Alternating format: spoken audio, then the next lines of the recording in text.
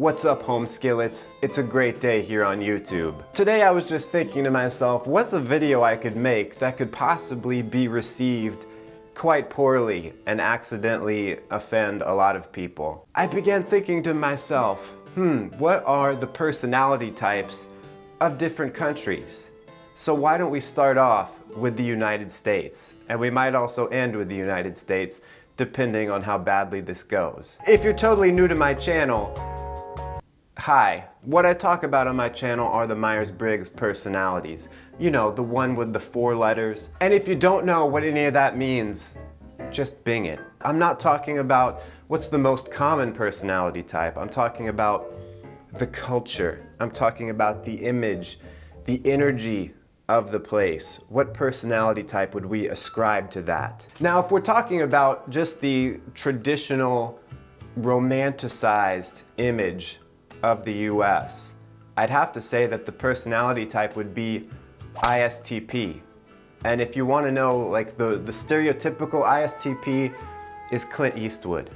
You get what I'm going for here? It's like the romanticized image of the American cowboy. He's out on his own with a cigarillo in his mouth. He's a lone wolf. He don't need nobody, and he don't want nobody. He's got to make a name for himself.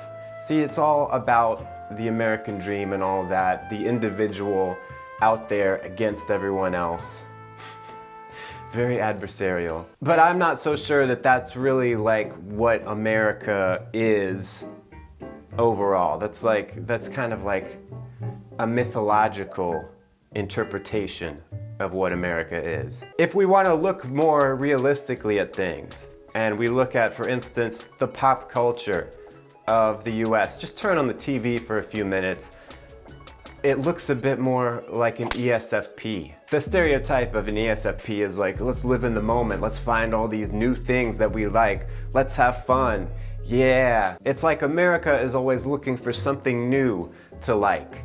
And then we drop that and we find something else new to like, without really being too logical about it, without thinking too much about the future or the past.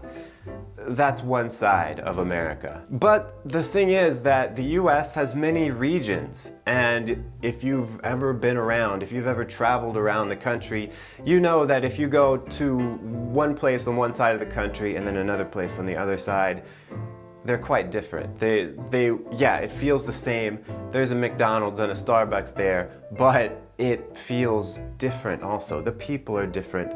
The energy is different. So for instance, if you go on the East Coast, yeah, the East Coast is a big place. Let's focus on like the Northeast. People are gonna get offended just because I'm leaving stuff out. But if you look at the Northeastern megalopolis, which is New York City down to DC and all those cities around there. In New York City, you have like the center of business and finance. You have Wall Street.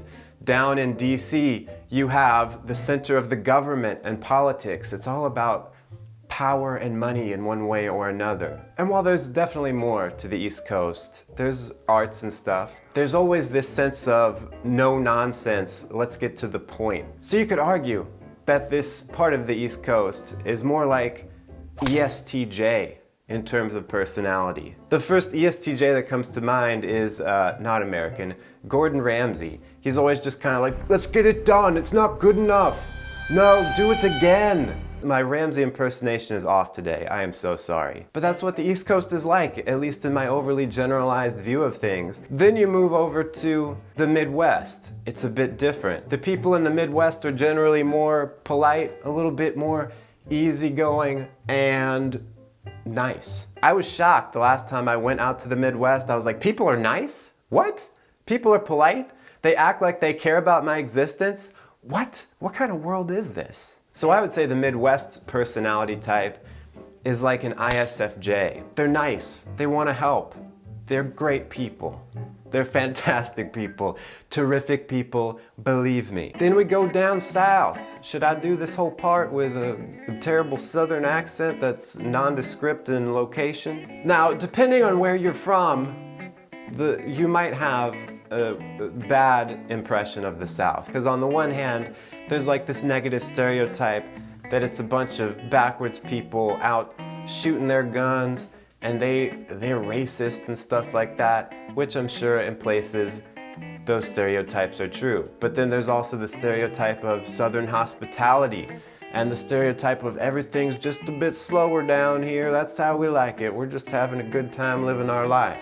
This one is a bit more difficult to pin down, especially since I brought up the racism thing, because now people are going to be like, you think that type is racist? But when you look at the more positive, you know, the Southern hospitality thing, you could think of the South as being sort of like ESFJ. It's just like a big old grandmother, like, I got some food for you. Come on, everybody, let's feel good. Let's go down to the country concert.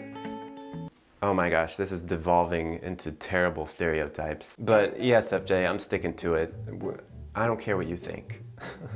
Then we go over to the West Coast. They're a lot more chill and laid back, man. Of course, the West Coast is a huge coast, so you can't just lump them all together. So let's start with Southern California. That's where Hollywood is. That's where most of our entertainment comes. It's like the center of pop culture, which I mentioned earlier is one of those defining things about the US. It's kind of interesting how it's just like this one place produces all these things that go out everywhere over the whole country.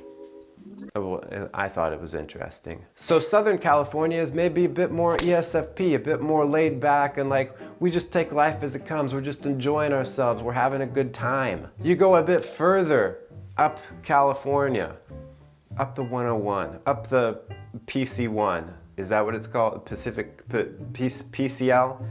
PC, Pacific Coast Highway, PCH. You go up to Northern California where they have Silicon Valley and wineries. I'm not exactly sure what to make of those two things, how to conflate those things into one personality type. They're still pretty laid back. I mean, it's California after all. Maybe you could say that they're a bit more NT. Are they ENTPs up there in Northern California? And then you go up even more north to the Pacific Northwest. I think I said Pacific. The Pacific Northwest. There's tech companies up there too. They've also got coffee. They've got Fraser, and they've got logging. What to make of all that? Are they also NTs? Could they be INTPs up there? Or maybe they're just ESFPs, also in disguise. You can see this is where things are starting to fall apart a little bit. I'm not even talking about all the regions. I left out the Rocky Mountain areas. I left out the Piedmont Valley. I left out the prairies. They've all got different personality types, and it all comes together to make one country. I was gonna say big happy, but we're big. I'm not so sure how happy we are. Let me know in the comments what you think. What do you think the personality type of the US is? Thanks a bunch for watching. I really appreciate it. Check out some other videos over here. Smash like if you liked it, and even if you didn't like it, just grit your teeth and bear it, okay? Subscribe if you want to see more, and until next time, stay cool and attractive.